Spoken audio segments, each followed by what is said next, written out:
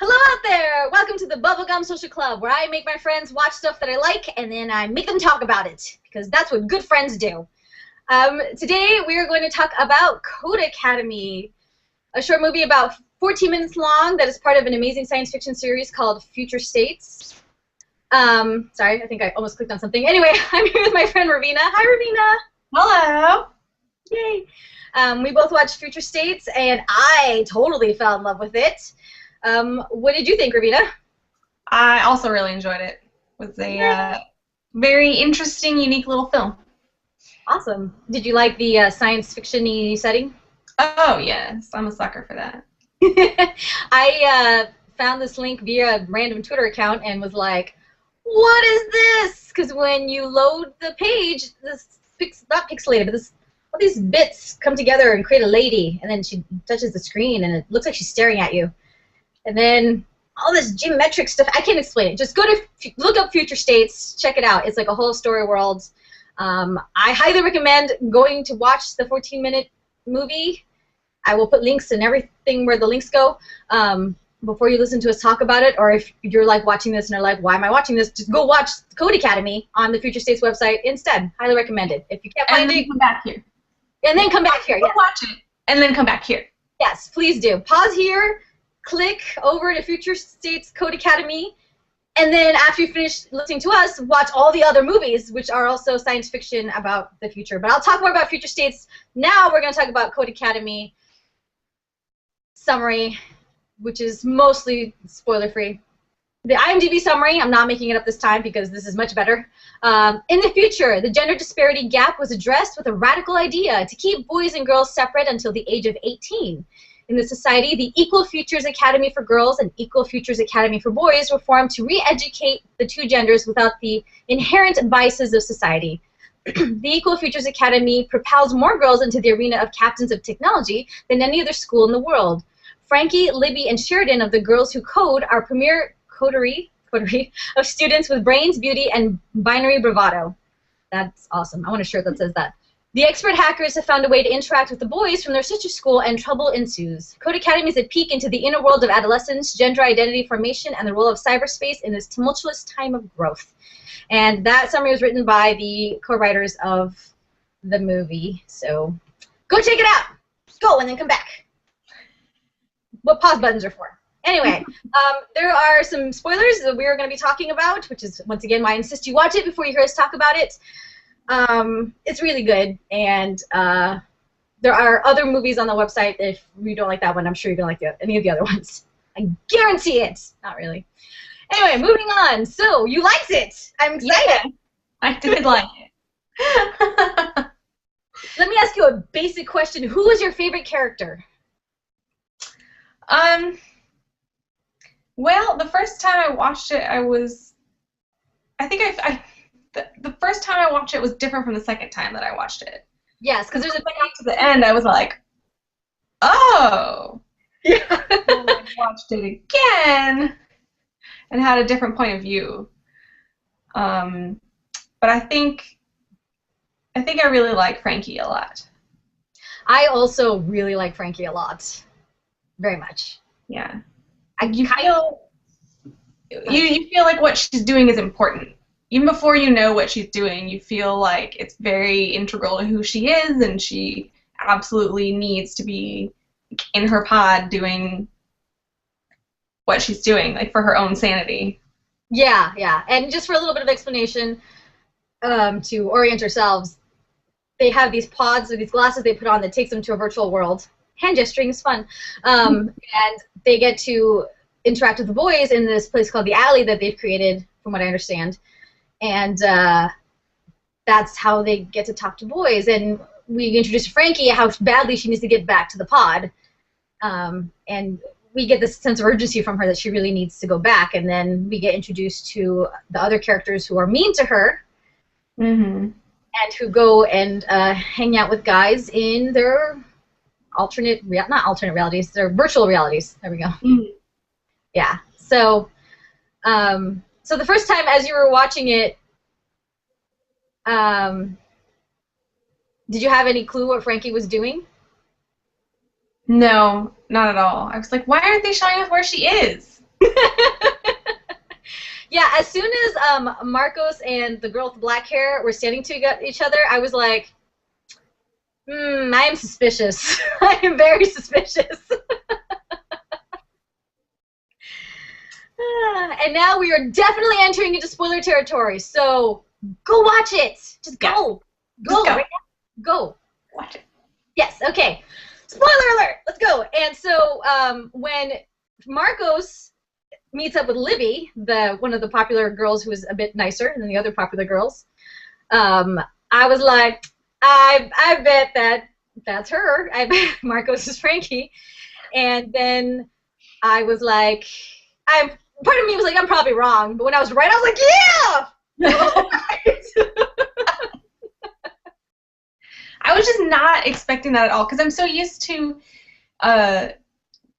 this sort of theme in films and books where, oh, there's a virtual world and they meet, oh, we need to meet outside. I just need to see you in the real world, but it's so dangerous. But I need to see you, and then they meet, and then people get shot, and then, yeah, that kind of thing. No shooting. No shooting. But you know what I mean? It's like it's always what you expect. It's always what you think. It's like they are exactly who they are in the real world as they are in the virtual world. But here, that's not so. Yeah, she's using the virtual world to express herself and be able to talk to somebody she can't talk to in the physical world. Yeah. Yeah, and I have a relationship with this person in a way that she would not be able to in the physical reality of things, because they have a romantic relationship. And oh my God, when Libby finds out who she is, I don't know what the right word for that is. It's like, what's gonna happen? And then, oh my gosh, there's no definite ending. Yeah. It's very open-ended, and I think I love that so much, because for the first time I'm like, I want to write fan fiction, but I don't, because there's so many possibilities. I want all the possibilities. I love all the possibilities. Definitely. Yeah, and one thing that really struck me is this idea of being able to express yourself in a virtual reality as a version of you that is completely different than what everybody perceives you as, which is one of the reasons that I like writing, even if I'm not even thinking about like, oh, I'm going to write to be published someday. Like, I just like creating story and just getting the story down and creating the idea of being able to pretend to be somebody else in such a real way and have these interactions that feel real, and having it ultimately be okay with the other person, hopefully, from what I can tell. I thought it just struck me, like, I was actually feeling very unhappy for like the few weeks before I watched it, and I watched it, and it just tore me out of that. I was just like, this is everything to me. And I think it speaks to everybody in a different way, and I think it definitely, on the main part of it, we're talking about someone who feels like she doesn't, or someone who doesn't fit in her like everyday life, and someone who feels different, and someone who is escaping that world. Yeah, escape. And also because they're forced into this only girls, only boys situation, and then the idea is, oh, well, we have to figure out a way to interact with each other, but there's no acknowledgement that there might not be people who fit into those two boxes. Right. Yeah. Yeah, I mean, there's so many people who don't identify with either, maybe, or they identify with both. Or some days they feel more like a guy, and some days they feel more like a girl. I don't know. Everyone is different. Yeah, exactly. It's nice. I really like having that being expressed in this way, in a way that is both like science fiction and, I don't know what I was gonna say. Science fiction, and then like, I don't know. I feel like this is totally a side note. We're not going to get into this, but I feel like there's like a whole paper that could be written on the fact that she is white and Marcos is skinned for a reason, but he's totally hot, so. But like, basically like the way that it's cast is she's a very small girl, and nervous, has like gets migraines, has apparently like emotional swings. Yeah, clicks her pen a lot, which is and then Marcos is kind of calm, has like a soothing way about him almost, except for that little bit of edge that you're like, something's not right with this guy. Yeah.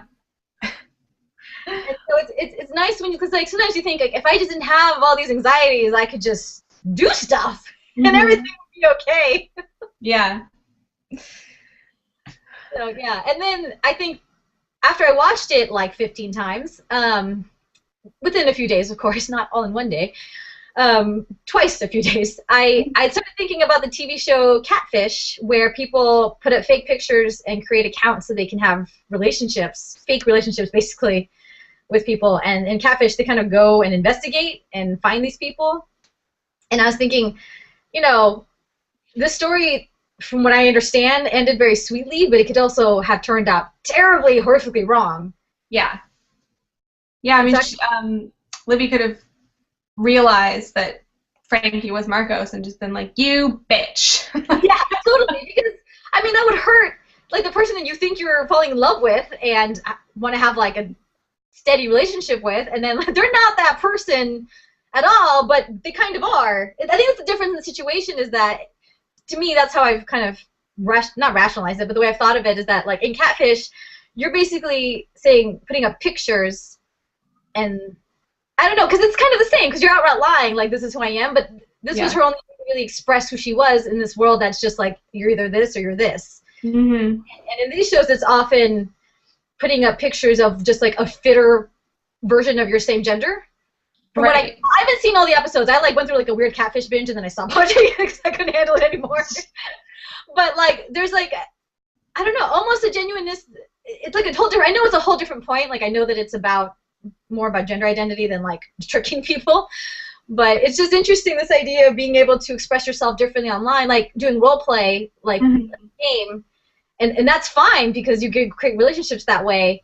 But how do those relationships bleed into... Anyway, I'm not going all over the place because there's just so much, like, packed into this 14 minutes that you could talk about. But well, Go ahead. Well, it's interesting, too, thinking about this idea of having an alternate reality, or not... Well, virtual reality that you can go into that feels just as real as the real reality. And then at some point, if you're there enough, like, how do you know which is real and which one isn't? Yeah. Yeah. Like, the virtual one could become so real to you. It's like wasn't there some sort of study or something of people that stayed at home and played virtual reality games or some sort of, like, role-playing games, and they got so into it that they, like, stopped eating and they just, like, didn't leave the house. And, that's definitely probably, especially, like, World of Warcraft, which you, like, I had a friend who was like, we were like, oh, let's go hang out on this day, and he was like, sure, and the other friend was like, you were planning to play World of Warcraft all day, weren't you? He's like, maybe. Which I understand, because there's times I'm like, I'm going to spend the entire day at home and I'm going to read all day. Oh, yeah, absolutely. But there's also the Guild, which is basically about a group of people who are so invested in their game. They've never met each other, but that's their entire life is the game. And what happens when they meet each other outside of the game. Very funny. Highly recommended. Felicia Day is amazing, so go check it out. But yeah, I don't know, it's got that, you know, especially like having our phone, because I identified with it in like having my phone as a way to deal with situations where I feel anxious or just, you know, daily life, where I'm just feeling like, meh, things are happening in the world that I don't want to deal with. And just having this outlet, even as a way to learn about the things that you don't want to deal with in a way that kind of can be constructive and maybe you can help. Having that is so nice, and I kind of liked that because in creating a Tumblr account, a Twitter account, a YouTube, creating a blog, putting a Pinterest, like you're creating a version of yourself to represent to the world that you're editing basically. Oh yeah. And that's something that's interesting too, like how you present yourself. So Frankie is presenting herself as, you know, a very handsome, buff man in virtual reality, whereas in the actual reality, she's a skinny, nerdy girl. Yeah. Yeah. A cute, skinny, nerdy girl. Very cute.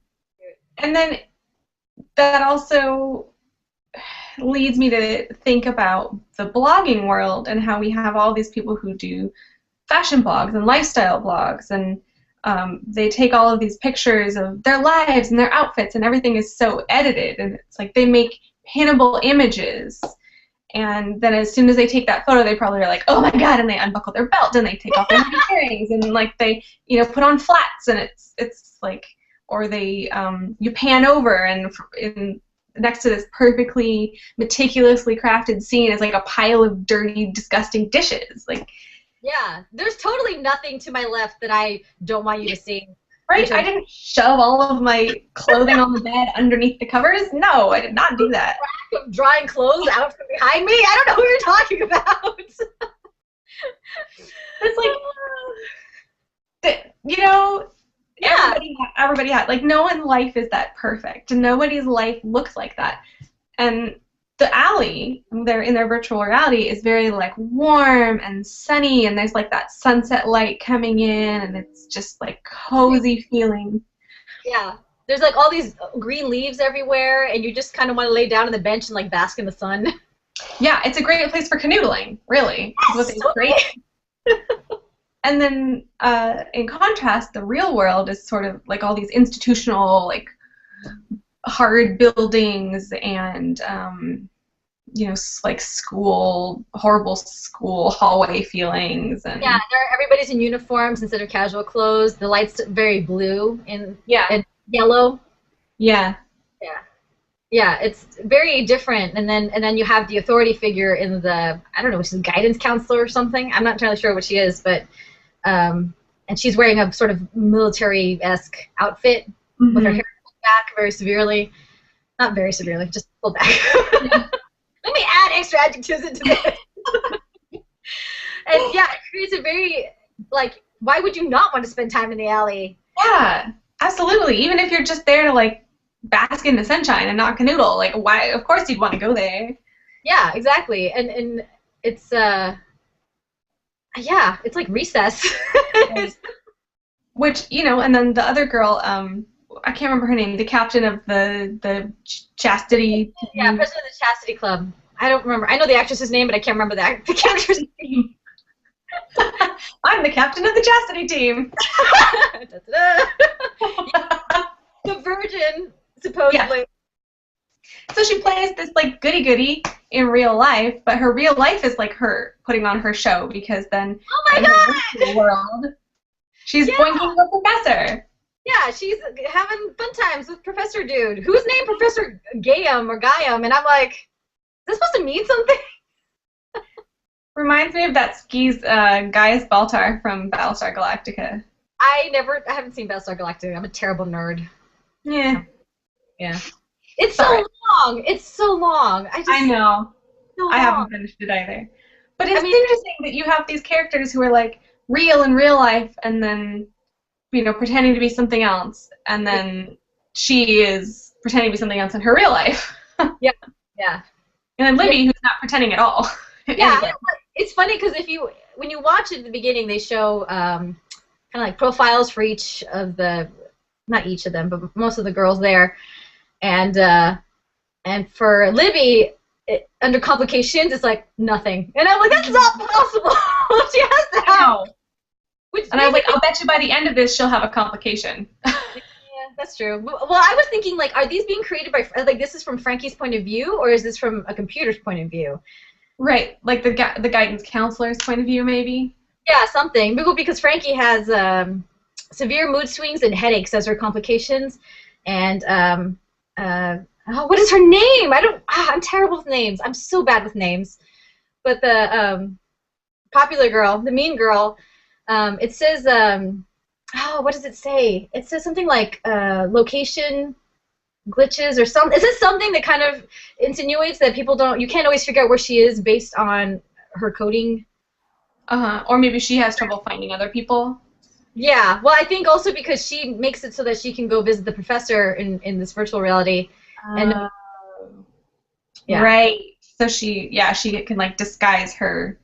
Yeah, because what they're doing is they're in this virtual world. Is the reason they have access to it is because they have learned how to code with their minds using the technology that they have, which is super cool. Go check it out. Go watch it now.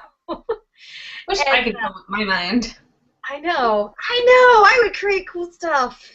I barely understand it as it is, and I was checking out the code on the videos on their homepage for the virtual reality, and I was like, look, it says div. I know what that means, kind of. Yeah. Anyway, yeah, it was. I like the contrast between the two worlds, and yeah, the warmth of it. That was really cool. It seems like it would make a really good novel. Yes. And it's like, I mean, it lends itself perfectly to science fiction writing. I just keep thinking of, for some reason, I keep thinking of Haruki Murakami. He's a Japanese writer, and his books almost always have two different worlds. That there's like what you think is the real world, and then at some point you sort of get like into this other world that's very similar. Wow. Definitely not the same, and there's like weird things about it, and you're just like, what is going on? That sounds totally awesome. Yeah, I showed this movie to some of my friends, and she, Magdalene. Hi, Magdalene. I know you're watching. She was like, "Wait, that's it? Why is there not more?" I assumed that there would be like more tactile, like more like episodes. Yeah, well, I mean, one of the reasons I started watching the rest of Futurestates is because I was like, I need more. Is there more? And then I realized that there wasn't, and I was very sad, but at the same time, kind of like, well, this is kind of cool because there's just so much. There's just so much in it that I just want to take apart. And there's a lot of interesting ideas. What? There's a lot of interesting ideas in there. Yeah. I just want to know, because like Libby realizes who Frankie is when she's like clicking the pen, and she looks so stricken, like she looks so like anguished. Which, I mean, Alexa Penavega, like, awesome. She was awesome in this. And then she comes back and says, do you want to go get a cup of coffee? Like, outside, after having a conversation with Marcos about meeting outside. Like, kind of being like, I know who you are. Yeah. and the look on her face is not, like, malicious or upset, just curious, really. Like, kind of intrigued and wondering what's going on, I think. Yeah. She's clearly very smart, so I don't even know, because there's a part of me, the very insecure, scared, and paranoid part of me, that has a lot of, like, currency in my brain, that was like, it's a trick! Don't go, Frankie! It's a trap! It's a trap!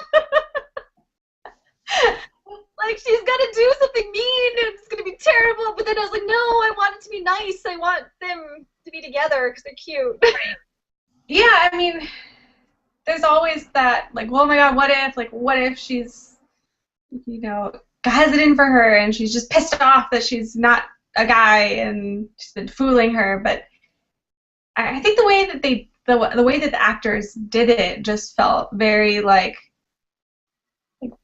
all right, so this is what it is. Let's explore this. Yeah, it seemed more kind of like, because she seems like a very warm, caring person. Mm-hmm. I mean, like the way she puts up with Mean Girl, and I'm just so sorry, I can't remember her name. Terrible. Is that she, I think just because they do such a good job of making her a terrible person that I just kind of like, nope. Yeah. I don't like her. She just sort of dismisses Mean Girl, so just like, yeah, okay, whatever, you're my friend, but you have your issues. I don't know, I'm not gonna deal with that. And then she's, you know, like after watching it 15 times, I really could tell how she is the one who's like, you guys are so mean, when they're making fun of Frankie at the beginning. And then she goes and looks for Marcos, and she just kind of looks very pensive and not like she wants to hurt anybody, which is, I give her far more credit because I would not have that reaction. I'd be pissed. Oh, me too! I would be so angry! I would be so angry! I would feel really betrayed. Yeah, but I think I would also, because I mean, like, you know, there's that scene where after they log off and Frankie just sort of like collapses. Mm-hmm. That horrible noise where I'm like, okay. That maybe there's something like, you know, but I would probably want to talk to like a teacher and not like her directly because I feel like this person is trying to hurt me. Right. I would need like a mediator to like deal with it. Yeah. Yeah, I wonder if like Frankie's stress after like when she collapses, I wonder if it's because it's such a strain to like keep the shape of Marcos in there. Like does she have to code him over her? You know? Oh, yeah. I didn't even think about that. I don't know, because I don't know how, because clearly they're coding in different outfits. And then on top of that, like, she has to make sure nobody sees her, like any of the guys, because the guys from the school aren't going to recognize who, Right. like, he won't be able to talk to anybody. And then nobody can follow him because he dodges. That's what the word they use, that he dodges. So nobody really knows who he is. And then she's looked into his background and can't find any files on him. So, like, creating, so, and then it gives the impression that it's taxing on him to dodge like that. So that's probably why she's getting headaches. Yeah, probably because it's probably like her projecting this mask and hiding herself so that she doesn't appear in the world, and then dodging people so that nobody knows that she's really there, you know, like no one raises the red flag about her. Hide her own, because Mean Girl's like, I can't ever figure out what she's doing or where she's going. Right. Yeah, so that must take a lot of energy. And then on top of that, I think I'm sure she has mood swings because in the real life, Libby, I assume, rarely, I assume that it's one of the classic nerd jock because Libby plays football.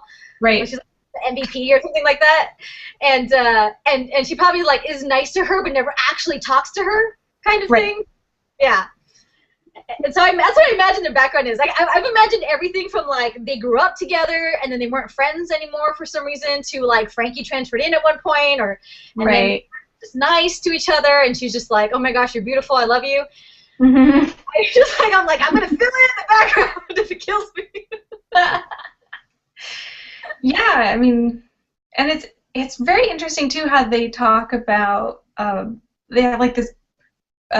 Libby and Marcos have the brief conversation about like how they are gender separated and the women grow up like not being under the patriarchal boot heel or whatever. And I wrote down the actual quote, like, so they're talking about being, because she says, doesn't this feel wrong? And he's like, oh shit, what feel wrong? And he says, well, so being separated like this, because they're separated until they're 18, theoretically, which doesn't make sense if the teacher can talk to her, but whatever, to the mean girl. And he says, well, isn't it working? You're part of the new generation of girls raised without the oppressive male influence during your formative years. And then she says, yes, and you were the new generation of boys without the sexist prejudice of our past.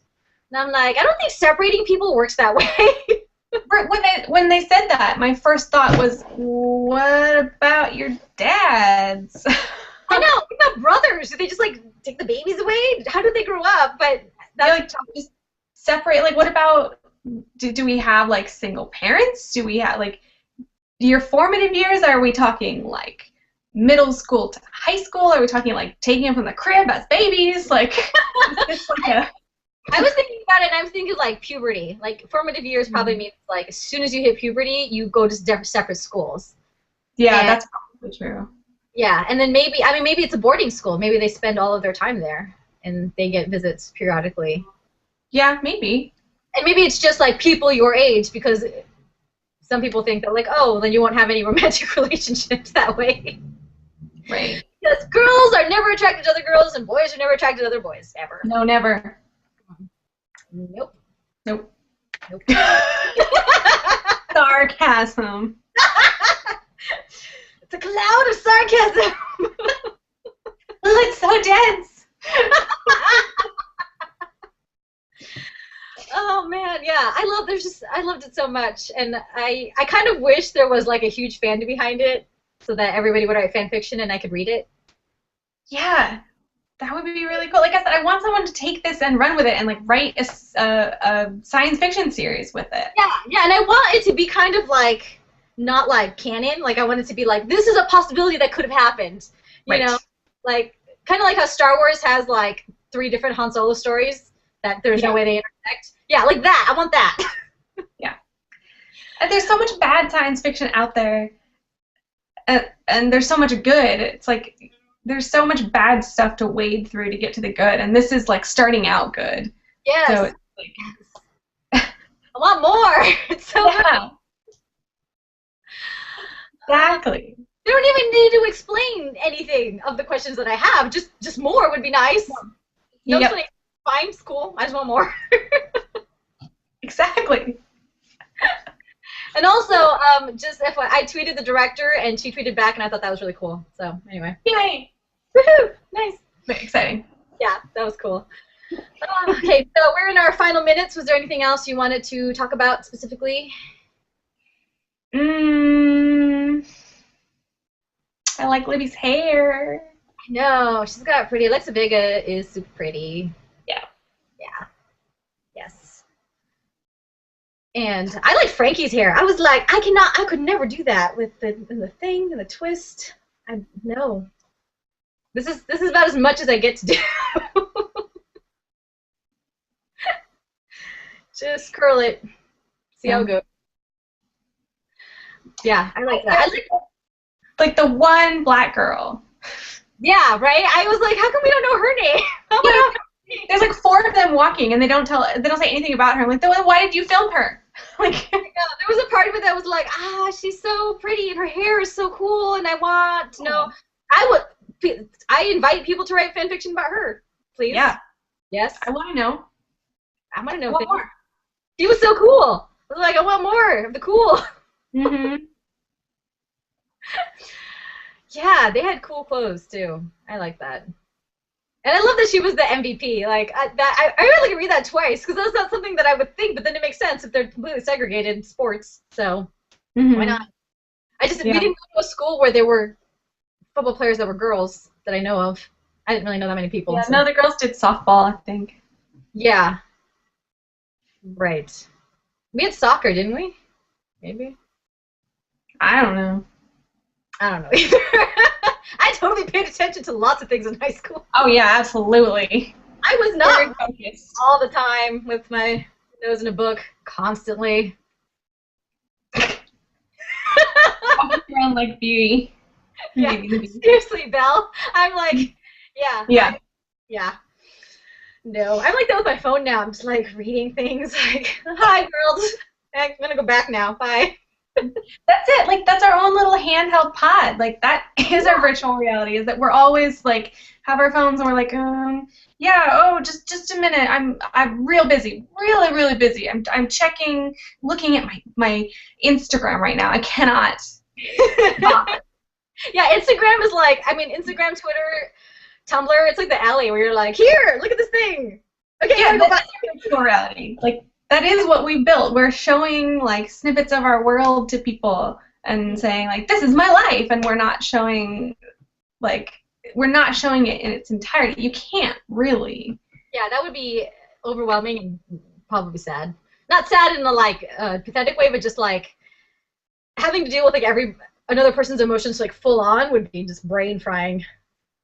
Yeah, and that's, I think, we can't post everything. It would be like, here I am, like, I'm in an Instagram, look, I'm having a podcast with my friend, and then, look, I'm brushing my teeth, and then, I'm reading before bed. Like, nobody wants to see that because... Yeah, there might be, like, one, like, if you did it, like, as, like, almost like a performance art kind of thing, like, there people might be interested in it, but if everybody did that all the time, we would have to, like, develop a new way of thinking because there's no way to deal with that. There's no way. Right, and that's kind of the point is, like, knowing people in real life. Like, you do get to see those, like, all those little pieces of the day. Like, people get married. They are around each other all the time. Yeah. Like, you see every crumb on the desk, and you, like,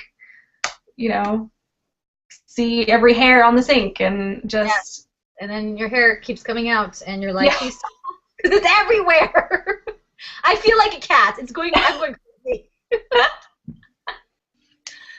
Oh my gosh, my hair is like the longest it's ever been. But anyway, that's besides the point. But yeah, in terms of the pods, like when I'm on the train and then like a crazy person is next to me and I'm like, fantastic! Immediately, headphones out. Phone. Don't talk to me. I'm busy. Yeah. And before the iPhone, we definitely had like books, magazines, newspapers, Walkman, I Yeah. guess. That's the things that people act like this is a new thing, and I'm like, yeah, no, when I was a kid, I got in trouble for reading all the time. Like, I got in trouble for reading because it's good to have that. It like helps level things out because I'm like, okay, everything's okay in this world, so I can deal with everything in my world now. Mhm. So, Yeah. and then, even to have it be more mundane, which I like enjoying. I like enjoying things that are science fiction, fantasy, superhero, but like kind of add in the mundane things of life, and having it be just that, like just hanging out in this warm area called the alley, and being able to enjoy that, and then having that come crashing into your world and causing all this drama, like, oh, it's so good. So good. When worlds collide. Ah! I just imagine like action movie trailer for this, like In a world. where boys and girls are separated. One girl finds a way. Where nothing is as it seems. Exactly. Yes. Oh my gosh. Yeah. I don't know. I'm probably gonna get to the point where I'm just gonna have to write my own fanfic, which I've never really done. Do it. Yeah. I'm gonna start thinking about it because I just love it so much, and I want all of it. I want all the alternate universes versions of this. All of it. Yeah. Except for maybe like the creepy torture ones. Not those. I don't want those. I want all the happy and all the dramatic ones. Done. Yeah. Yes. Yeah. No, I spend way too much time on the internet. Do the pods! Anyway. Okay, so I think that's about it. Yeah? Yep. Yep, since we're disintegrating into creating trailers for this movie. I really enjoyed it, and even if this doesn't sound like something you would watch, I highly recommend Futurestates, which I'm going to talk about, do like a mini commercial for. So Code Academy is part of these series of short movies exploring our potential near future within the context of a greater story world, where basically it's like automation is putting humans out of jobs, and there's this woman, Dr. Evelyn Malik, and she kind of works like within the system. I'm not entirely sure how that means, if it's like a corporation or a government. I'm sorry, I'm talking really fast. I'm trying to get through it. She seems to be like this genius scientist, and her sister, Cammy, is an activist who's working like outside of the machine, I guess. Mm-hmm. The system, better word. And so in Futurestates, you see these like 1 to 3 minute short pieces about Dr. Evelyn Malik and her sister, and then like news reports talking about Malik Industries, I don't know, Malik Technologies. And in each movie, you see a technology that was invented by her. So you get this kind of parallels of like her, what experiences she went through, and why you see her when you turn on the website, and then you get to see the ramifications of her creations and of the world they live in each movie. And they're all very different, made by different people, and I highly recommend checking it out, because even if it doesn't sound like the kind of thing you would be interested in, there's one, for example, there's one called A Robot Walks into a Bar, which is one of my favorites. There's one about called it Excarcerated, which is really good. And then a lot of the movies come, not a lot of them, but a few of them come with like little extra shorts that kind of add into the world, and it is just awesome, totally awesome. And science fiction is awesome. So yeah, go check it out. That's it for us. I hope you enjoyed hearing us talk and get all fangirly about this awesome, awesome movie. And I guess we'll talk to you later. All right. Okay.